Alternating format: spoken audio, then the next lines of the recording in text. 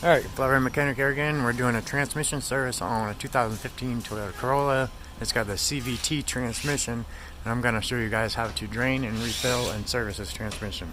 There is no dipstick, so this is actually the fill hole right here. So you got to fill it through the bottom, through that plug, and then once, or you fill it through the top, and then once it starts coming over the top of that plug and out the bottom of this hole is when your transmission's full. So at the end of the video, I'll show you where the fluid actually goes in and how to fill it.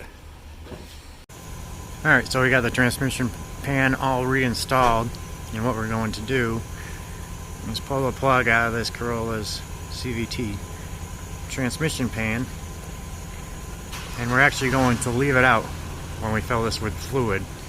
And once we get it to the proper level, it'll actually start coming out this hole, because it's got a recessed straw that goes up into the top to the fill level.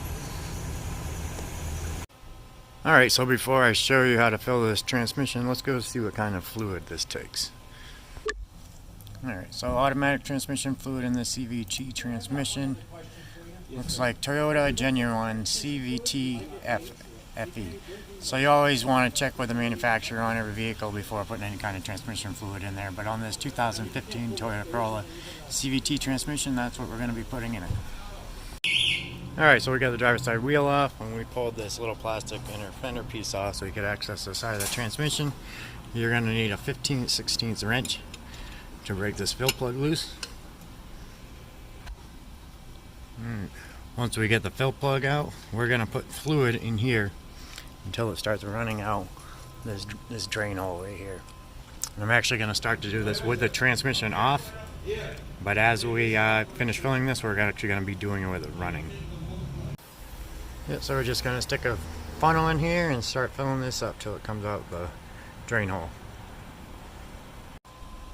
Alright, so we've added about 3 quarts at this point, and you can see it's starting to run out the drain hole, or the fill check hole. Now we're going to go ahead and start the vehicle and bring it up to operating temperature.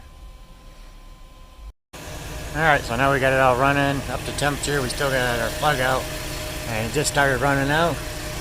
And that means that it's full. So we can go ahead and tighten this up. It's going to be a 6mm Allen socket. We can go ahead and reinstall our drain plug, and that's going to do it for this video.